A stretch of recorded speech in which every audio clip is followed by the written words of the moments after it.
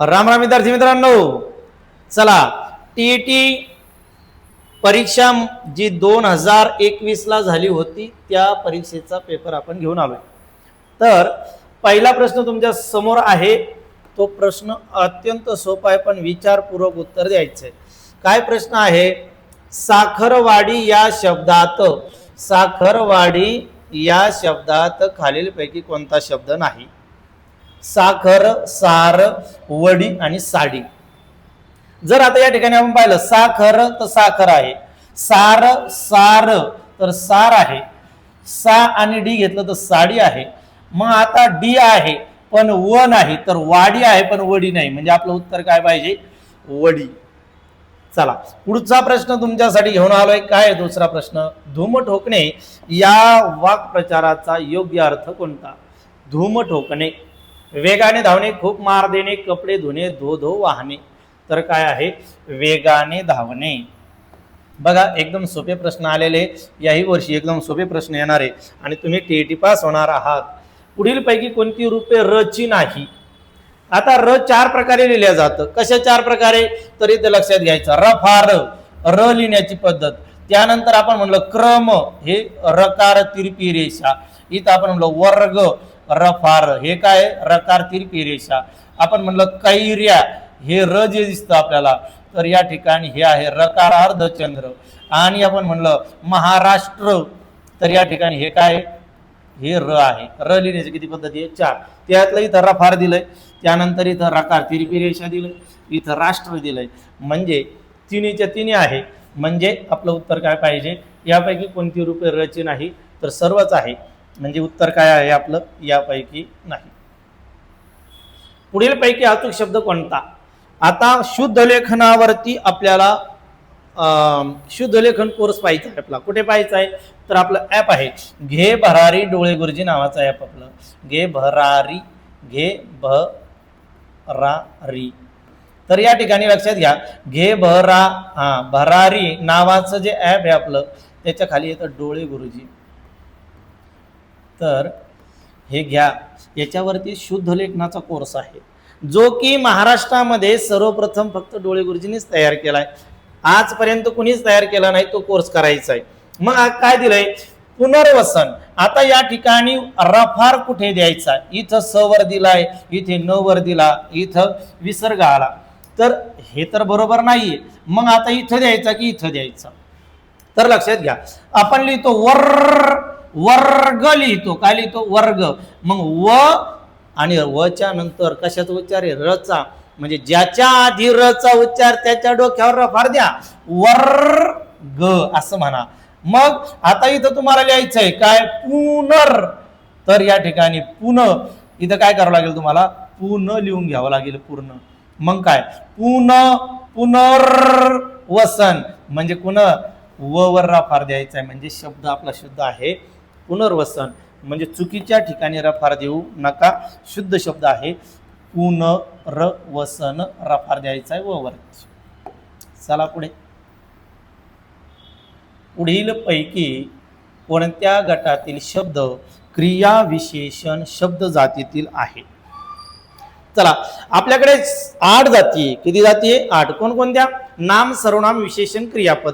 4 जाती विकारी, 4 जाती अविकारी, क्रिया विशेषण अव्यय, शब्दयोगी अव्यय, उभयान्वयी अव्यय आणि केवल प्रयोगी अव्यय। या 4 आणि 4 8 जातीपैकी आपल्याला विचारलं त्यांनी काय? क्रिया विशेषण खालीलपैकी कोणते? अरे रे, शाबास, हे काय आहे? केवल प्रयोगी अव्यय आहे। परंतु, म्हणून, हे काय आहे? हे उभयान्वयी अव्यय आहे। त्यानंतर आता इकडे, आता आपण झालं करिता, तुझ्या करिता, माझ्यासाठी, हे काय? शब्दयोगी अव्यय।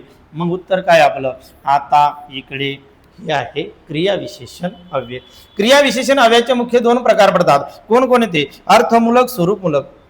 अर्थमूलकचे 6 प्रकार आहे: काल, स्थल, रीती, संख्या, प्रश्न, निषेध।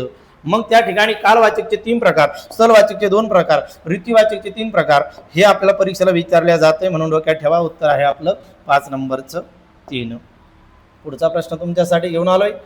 पुढील पैकी धातुसाधित विशेषण कोणते? आता सर्वप्रथम आपल्याला विशेषण म्हणजे काय माहिती असणं गरजेचं आहे। विशेषण म्हणजे काय? नामाबद्दल विशेष माहिती सांगणारा शब्द, जो वाक्याचा काय? नामाबद्दल विशेष माहिती सांगणारा शब्द कशाबद्दल सांगतोय? नामाबद्दल. आणि नामाची व्याप्ती मर्यादित करतो त्याचं नाव विशेषण असतं. मग विशेषणाचे किती प्रकार आहे? 3. गुण विशेषण, संख्या विशेषण, सार्वनामिक विशेषण. संख्या विशेषणाचे किती प्रकार? 5. गणना, क्रम, आवृत्ती, पृथकत्व, निश्चित. या ठिकाणी लक्षात ठेवायचं.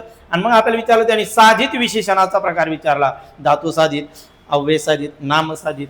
मग या ठिकाणी धातू साधित विचारलं. मग धातू म्हणजे काय? मूळचा शब्द.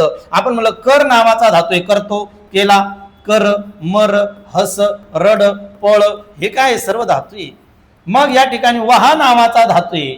वाहती नदी. नदी हे नाम आहे. नामाबद्दल अधिक माहिती सांगणारा शब्द त्याला आपण विशेषण म्हणतो. पण ते बनलं गुणापासून? धातूपासून. म्हणून हे काय आहे? धातू साधित विशेषण आहे. आले लक्षात? चला पुढचा प्रश्न. वेळ कमी आपल्याकडे आज. पुढीलपैकी कोणत्या वाक्यातील क्रियापद सकर्मक आहे?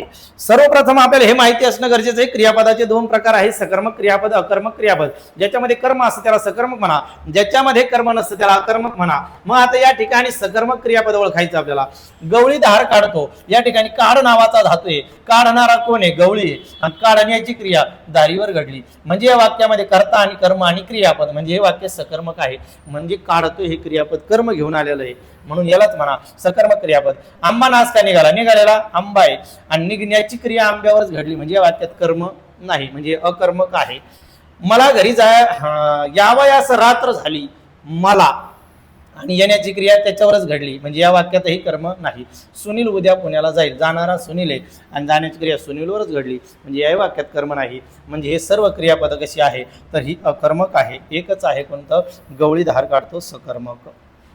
पुढचा प्रश्न घेऊन आलोय. किती नंबरचा?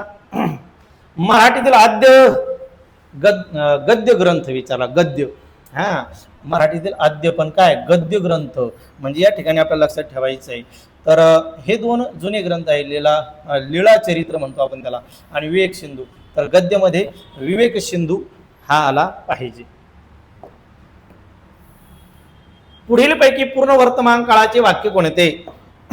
चला, काळ आलेच.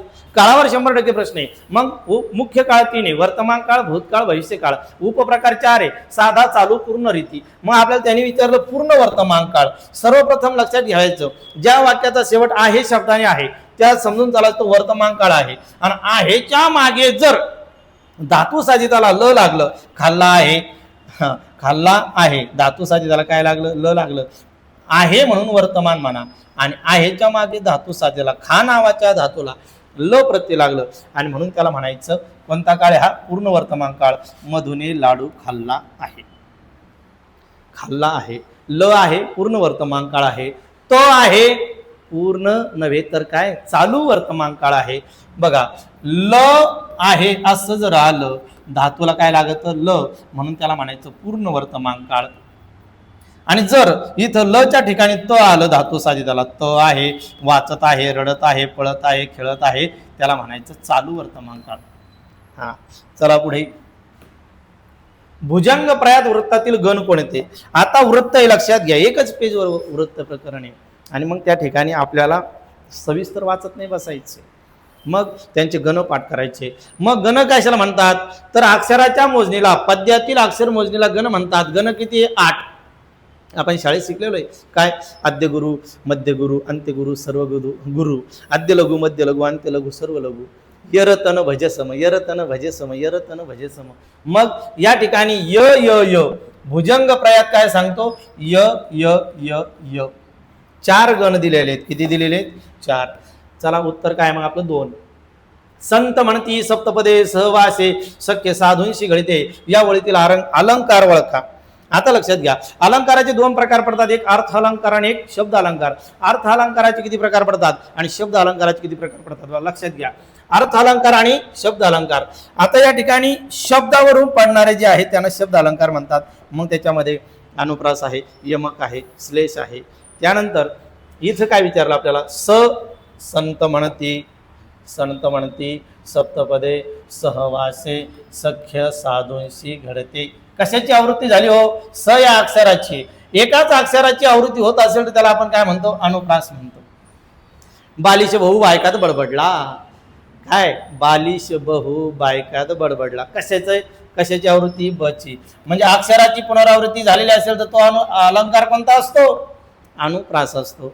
जसे या लहानपणी आपण किंवा शाळेत असताना काय शिकलो, काकाच्या काकोने काळ्या कापाटातील काळे कागद कात्रीने करा करा कापली, कशाची आवृत्ती कची, म्हणजे काय आहे, अनुप्रास आहे.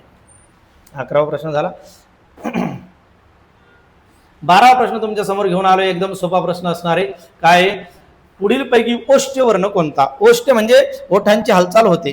मग क च ट त प 5 वर्ग पाडले. क च ट त प, क च ट त प किती वर्ग? 5. क वर्ग जो आहे, क वर्गाचं उच्चारस्थान कंठ्य, च वर्गाचं तालव्य, ट वर्गाचं मूर्धन्य, त वर्गाचं तालव्य दंत्य आणि प वर्गाचं ओष्ठ्य. मग प फ ब भ म, प फ ब भ म, प फ ब भ म, म्हणजे इथं उत्तर काय पाहिजे आपलं? भ पाहिजे. चला, उत्तरावरचे प्रश्न जे आहेत 13 ते 16 ते तुम्ही सोडून घ्यायचे. काही नाही, आधी प्रश्न वाचायचे नंतर उत्तरा वाचायचा. 16 झालं, घ्या 17. काय 17वा प्रश्न? केशवसूत या टोपण नावाने लेखन करणाऱ्या साहित्यिकाचे नाव काय? केशवसूत.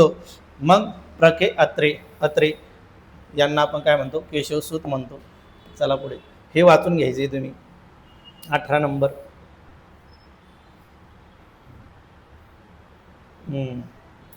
पुढील वाक्यात कोणते विरामचिन्ह असायला हवे? विरामचिन्हावर प्रश्न आहे. ताई म्हणाली, आज अजिंक्य किती छान बोलला.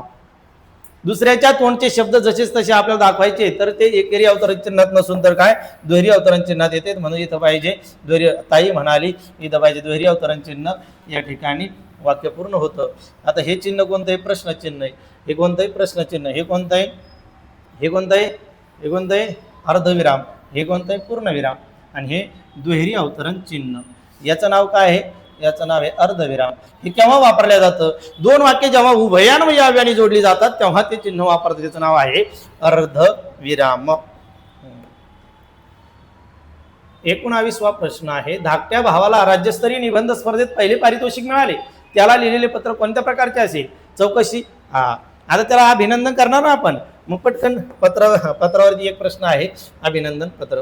20वा प्रश्न तुमच्या पुढे घेऊन आलोय. कोणत्याही प्रश्नाचे लगेच उत्तर देणारा कोणताही प्रश्न विचारा. मग त्याला काय म्हणतो आपण? तोंडाळ म्हणतो का, वाचाळ म्हणतो का, शब्दप्रभू म्हणू? त्याला म्हणू आपण हजर जबाबी. उत्तर आहे 20.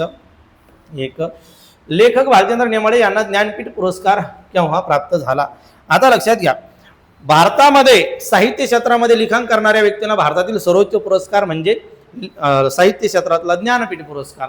मग ज्ञानपीठ पुरस्कार मिळणारे महाराष्ट्रातील 4 व्यक्ती: वि स खांडेकर, विवा शिरवाडकर, विदा करंदीकर आणि एक आहे भालचंद्र नेमाडे, आपली शेवटची. म्हणजे शेवटी यांना भेटलेल्या 4 जणांमध्ये. मग भालचंद्र नेमाडे यांना कधी प्राप्त झाला? तर 6 फेब्रुवारी 2015ला. पंजाब मधील घुमान येथे झालेल्या अखिल भारतीय मराठी साहित्य संमेलनाचे अध्यक्ष कोण? तर डॉक्टर सदानंद मोरे. हे असं म्हणतात की तुकाराम महाराजांचे वंशज आहे, असं मी वाचलेलं आहे. डॉक्टर सदानंद मोरे. ते एक दुसरे पाहून घ्या. सभा या शब्दाचे लिंग कोणते? सभा. ती सभा. ती सभा स्त्रीलिंग. तो सभा म्हणत नाही आपण आणि ते सभा म्हणत नाही. काय म्हणतो? ती सभा स्त्रीलिंग. लिंगाचे किती प्रकार आहे? 3 प्रकार आहे. पुलिंग, स्त्रीलिंग, नपुंसक लिंग. पुलिंग, स्त्रीलिंग, नपुंसक लिंग. त्यातलं ती ज्याच्या पुढे लागतं त्याला स्त्रीलिंग म्हणतात, ज्याच्या पुढे तो लागतं त्याला पुलिंग म्हणतात, ज्याच्या पुढे ते लागतं त्याला नपुंसक लिंग म्हणतात. मग 24 नंबरचा प्रश्न तुमच्या पुढे घेऊन आलोय. तुम्ही स्वतःला काय समजता? यातील अधोरेखित सर्वनामाचा प्रकार कोणता? तुम्ही स्वतःला काय समजता? आता तुम्ही जर पुरुषवाचक म्हटलं आपण आणि स्वतःला आत्मवाचक म्हणलंय, एकदम बरोबर आहे. चला पुढे, त्याच्याबद्दल स्पष्टीकरण द्यायची गरज नाही. सर्वनाम म्हणजे काय? नामाऐवजी वापरला जाणारा शब्द, त्याचं नाव सर्वनाम आहे. सर्वनामाचे मुख्य 6 प्रकार पडतात: पुरुषवाचक, दर्शक, संबंधी, प्रश्नार्थ, गणित, आत्मवाचक. मूळ सर्वनामे 9 आहे: मी, तू, तो, हा, जो, कोण, काय, आपण, स्वतः. चला पुढचा प्रश्न काय आहे? पुढचा प्रश्न 25 नंबरचा. 25 ते 28 जे आहे तर उतारा आहे. उतारावरचे प्रश्न कसे सोडवायचे? तर आधी प्रश्न वाचा, नंतर उतारा वाचा. शेवटचे 2 प्रश्न तुमच्या पुढे घेऊन आलोय. टवटवीत. एखादा टवटवीत आहे. कसं आहे? टवटवीत. टवटवीत शब्दाचा अचूक विरुद्धार्थी शब्द काय? सतेजेन का? नाही. निसंदेह, कोरडे नाही. तर काय? मलूल. टवटवीत मलूल. मलूल आहे विचार, अर्थात टवटवीत दिसतंय. चला शेवटचा प्रश्न आहे. आता थोड्याच वेळात कार्यक्रमाला सुरू करूया. या वाक्यातील चूक ओळखून दुरुस्त सुचवा. आता थोड्याच वेळात कार्यक्रम. आता या ठिकाणी कार्यक्रम पाहिजे. काय पाहिजे? कार्यक्रम. हे नकोय. तो आता थोड्याच वेळात कार्यक्रम सुरू करूया. मग इथं काय पाहिजे आपल्याला? सुरू करूया नाही, कार्यक्रमाला. तर 2 नंबर कार्यक्रमाला काढून टाका. काय टाका? कार्यक्रम. आता थोड्याच वेळात कार्यक्रम सुरू करूया. उत्तर आहे 2. चला, अशाच पद्धतीने तुम्हाला जर सर्व सोप्या पद्धतीने व्याकरण शिकायचं असेल तर प्ले स्टोअरला जा, घे भरारी टाका. घे भरारी टाकल्याच्या नंतर खाली डोळे गुरुजी येतं. हे ॲप घ्या. त्या ॲपवरती फक्त 50 रुपयामध्ये कोणती बॅच आहे? 50 रुपयामध्ये संपूर्ण व्याकरण, 50 रुपयामध्ये संपूर्ण शुद्ध लेखन कोर्स. आणि जर तुम्हाला आपलं पुस्तक हवं असेल तर या 9834 89 82 13 या नंबरला तुम्ही व्हॉट्सअपला तुमचा पत्ता पाठवायचा. 5 दिवसात तुम्हाला पुस्तक घरी भेटेल. या ठिकाणी आपण थांबू. सर्वांना जय हिंद, जय भारत, जय महाराष्ट्र.